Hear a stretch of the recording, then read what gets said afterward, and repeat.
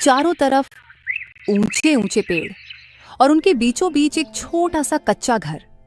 घर की दीवारें मिट्टी की बनी थीं और ऊपर खपरेल की छत थी। घर के बाहर छोटा सा आंगन था जहां मिट्टी का चूल्हा बना रहता था। उसी घर में दो बहनें रहती थीं। बड़ी बहन का नाम था गीता और छोटी बहन का नाम सीता। माता पिता कई साल पहले बीमारी में चल बसे थे। तब से यह घर और जीवन की सारी जिम्मेदारी गीता और सीता पर आ गई थी। बड़ी बहन गीता गंभीर स्वभाव की थी, काम में निपुण और समझदार, जबकि छोटी बहन सीता चंचल, मासूम और हंसमुख थी। उस शाम गीता काम से लौटी थी और सीता भी घर का काम लगभग समाप्त करके अपने दीदी की राह देख रही थी। गीता सिर पर लकड़ी का गट्ठर रखे आंगन में आई और बोली, देख सीता, आज का गट्ठर बड़ा भारी है। अब इसे कल सुबह गांव के बाजार ले जाकर बेचना पड़ेगा। आज की दाल तो तुझे ही बनानी पड़ेगी। दीदी, तुम हमेशा मुझे चूल्हे पर भेज देती हो, कभी तुम भी बनाओ ना। मैं भी लकड़ी उठाकर लाती हूँ तो तुम्हें भी कभी कभी चूल्हे पर बैठना चाहिए। अरे पगली, तू छोटी है, इसीलिए तुझे काम सीखना है।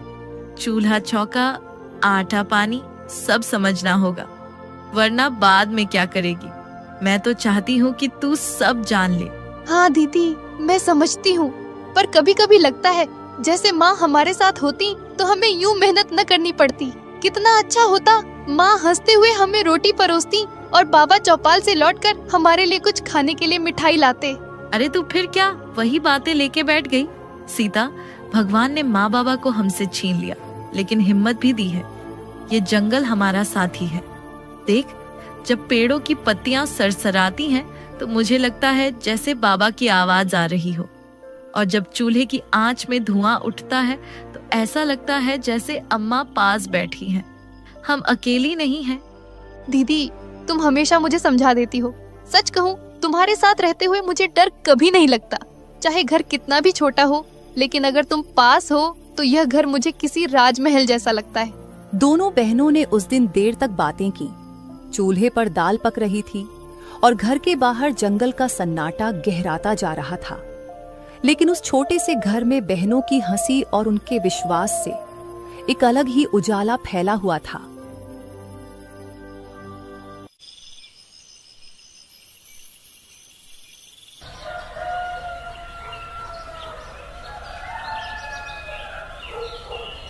सुबह का समय था। गीता और सीता ने लकड़ी का गट्ठर सिर पर उठाया और गांव की ओर चल पड़े। रास्ता जंगल से होकर जाता था। पक्षियों की चहचहाहट, पत्तों की सरसराहट और बीच बीच में झाड़ियों में जानवरों की हल्की आवाज। जब वे गांव पहुंचे तो चौपाल की तरफ से गए। चौपाल पर गांव के बड़े बुजुर्ग बैठे थे।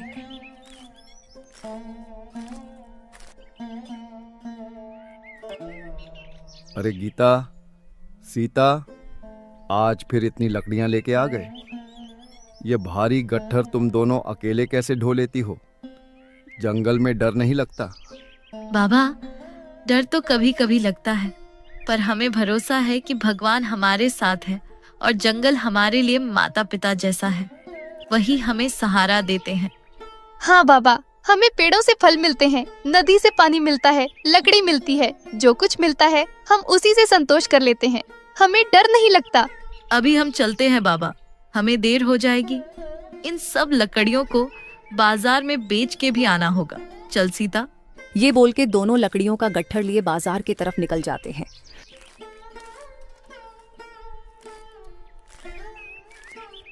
कुछ समय बाद जब दोनों बहनें लकड़ियां बेच के घर आते हैं तो आसमान पूरा काला हो गया था। बरसात का मौसम था। शाम होते होते तेज आंधी शुरू हो गई। देखते देखते बारिश की धारें बरसने लगी। गीता और सीता अपने घर के अंदर बैठी थीं। दीदी, छप्पर टूट ही जाएगा लगता है। सुनो, बाहर तूफान में पेड़ों की हिलने की आवाज भी आ रही है। अब हम कहाँ रहेंगे? डर मत बहन, भगवान सब देख रहे हैं, और अगर घर टूट जाएगा तो हम फिर से बनाएंगे।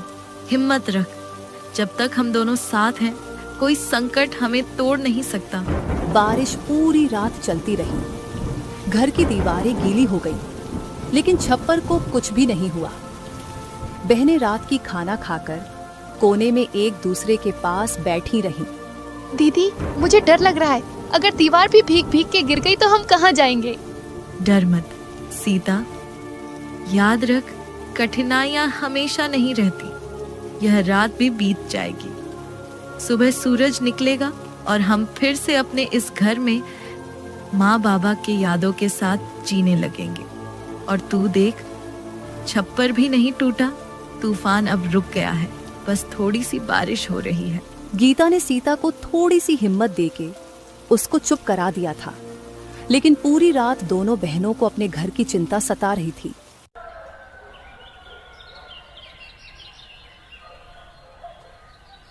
सुबह जब गांव की निराला काकी उनके घर देखने आई तो उसने घर की हालत देखकर बोली, अरे बेटियों, शुक्र है तुम्हारा घर ठीक है।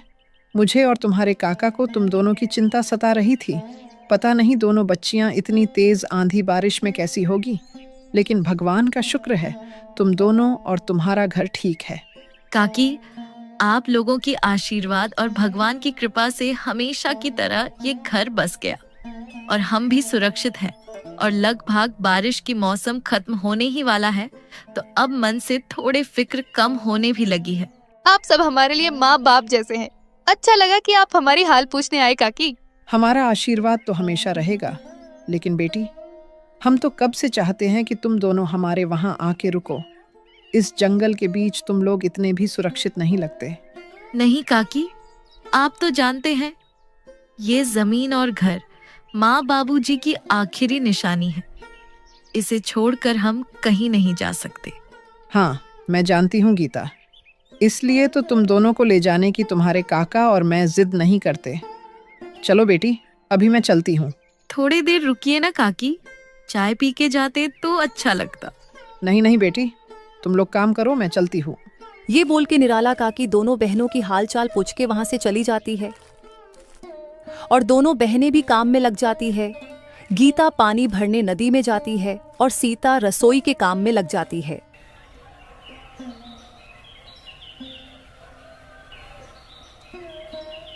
बरसात का मौसम थम चुका था। खेतों में हरियाली लौट रही थी। गांव में धीरे धीरे मेले की तैयारी शुरू हो गई थी। हर साल बरसात के बाद मेले का आयोजन होता था, पर हर बार की तरह गांव के लोग खुश कम और चिंतित ज्यादा थे। कारण था, गांव का जमींदार रामलाल और मुखिया हरछू दोनों आपस में मिले हुए थे और गरीबों से झबरन चंदा वसूलते थे। उस दिन सुबह गीता और सीता घर के आंगन में अनाज सुखा रही थीं। चूल्हे पर सीता दलिया चढ़ा चुकी थी। तभी दूर से जमींदार और मुखिया और जमींदार का आदमी दिखते हैं। दीदी देखो तो, ये तो जमींदार और मुखिया हैं। यहाँ क्यों आ रहे होंगे? शायद वही होगा जिसकी मुझे आशंका थी। मेला नजदीक है और अब ये लोग चंदा मांगने आए होंगे, लेकिन चंदा मांगना नहीं, जबरदस्ती ऐंठना कहो। कुछ ही देर में जमींदार रामलाल और मुखिया हरखू एक नौकर के साथ आंगन में आ पहुंचे।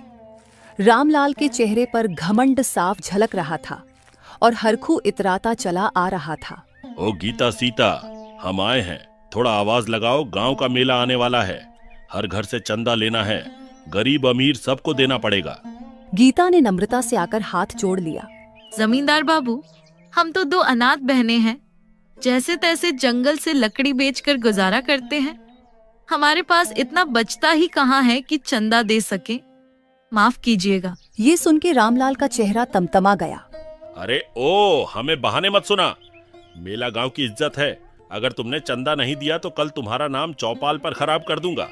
सबको बता दूंगा कि तुम दोनों बहनें गांव के काम में साथ नहीं देती।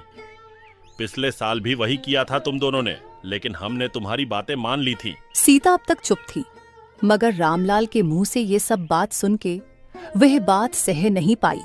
जमींदार बाबू, गांव की इज्जत हमसे ज्यादा कौन समझेगा? हम भी तो गांव की ही बच्चियां हैं, लेकिन जो पेट भरने लायक अनाज मुश्किल से जुटाता हो, उससे आप सोना चांदी की तरह चंदा चाहते हैं? यह तो अन्याय है। हरखू मुखिया तुरंत बीच में कूद पड़ा।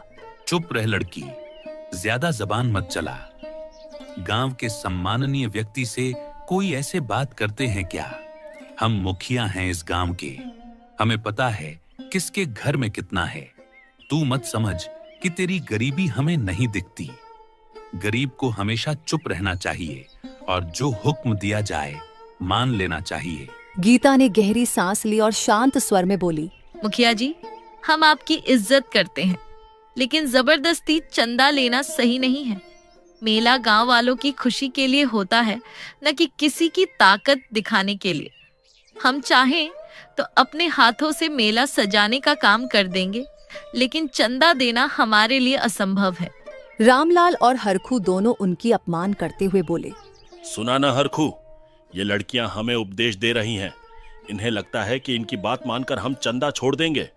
देखो लड़कियों, जमींदार और मुखिया की बात कभी टाली नहीं जाती, वरना नतीजा अच्छा नहीं होता। उनके धमकी और अपमान को देख के सीता को गुस्सा आ जाता है और गुस्से में बोलती है, नतीजा चाहे जो हो, हम अपना पेट काटकर आपका लालच पूरा नहीं कर सकते। आप बड़े हैं, आपसे झगड़ा नहीं करेंगे, लेकिन सच यही है कि गांव वालों के चंदे का हिस्सा मेले से ज्यादा आप लोगों के पेट में जाता है। आंगन में सन्नाटा छा गया। जमींदार और मुखिया को उनके इल्जाम लगाने पर बहुत गुस्सा आया और हरखू ने गुस्से में बोला, रामलाल जी, छोड़िए इन्हें, चलिए चौपाल पर इनका नाम चढ़ाते हैं और इनको मेले में प्रवेश करने से पाबंदी लगा देंगे। फिर देखेंगे गांव के लोग इनसे कैसा व्यवहार करते हैं। रामलाल ने ठंडी सांस लेकर कहा, ठीक है, हम अभी चलते हैं, लेकिन याद रखना लड़कियों, जमींदार की बात टालना आसान नहीं। आज नहीं तो कल तुम्हें हिसाब चुकाना ही होगा। इतना कहकर दोनों और उनका नौकर चले गए। गीता और सीता देर तक खामोश खड़ी रही। हवा में अजीब सा बोझिलपन था। दीदी, अब क्या होगा? अगर उन्होंने चौपाल पर हमारा नाम खराब कर दिया तो गांव वाले भी हमें ताने देंगे। हम तो पहले ही अनाथ हैं, सबके सामने और अपमानित होना पड़ेगा। डर मत बहन, सच का रास्ता हमेशा कठिन होता है, लेकिन हमें झुकना नहीं चाहिए। अगर हम आज हार गए तो कल यह जमींदार और मुखिया हम गरीब पर और जुल्म करेंगे। हमें डट कर खड़ा होना होगा। सीता ने अपनी दीदी की आंखों में देखा। वहां डर नहीं, बल्कि आग की तरह चमकता हुआ साहस था। उसने सिर हिलाया और बोली, हाँ दीदी, अब चाहे पूरा गांव हमें गलत समझे, पर हम सच से पीछे नहीं हटेंगे।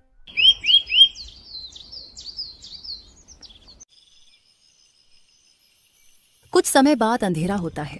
उस शाम दोनों बहनों ने चूल्हे पर खिचड़ी पकाई, लेकिन उनके दिलों में सवाल गहरे उतरते जा रहे थे।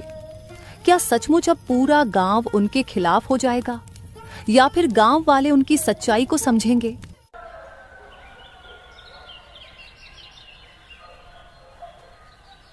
अगली सुबह गीता और सीता कुछ लकड़ियों को साथ लेके गांव के बाजार जा रहे थे।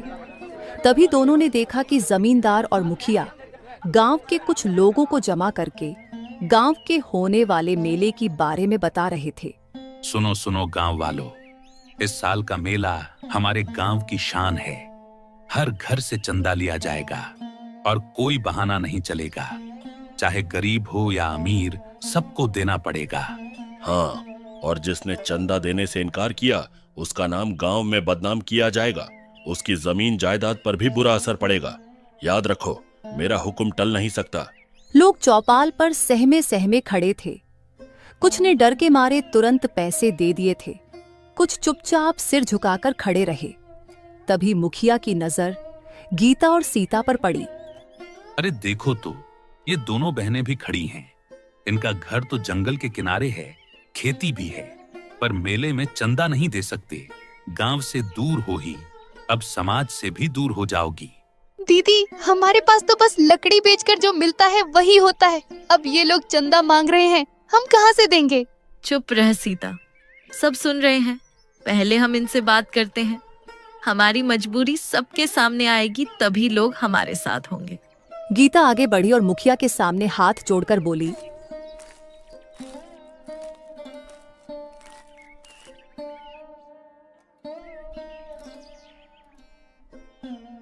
मुखिया जी, जमींदार बाबू, हम तो दो अनाथ बहनें हैं। जो मिलता है उसी से पेट पालते हैं। ये सब गांव वालों के साथ आप भी जानते हैं। मेले में हम सेवा देंगे जैसे हर साल करते हैं, लेकिन पैसा देने की ताकत हम में नहीं। कृपा करिए, हमें माफ कीजिए। और जब माँ बाबूजी थे तब तो उन्होंने गांव के मेले में हर साल चंदा देते थे।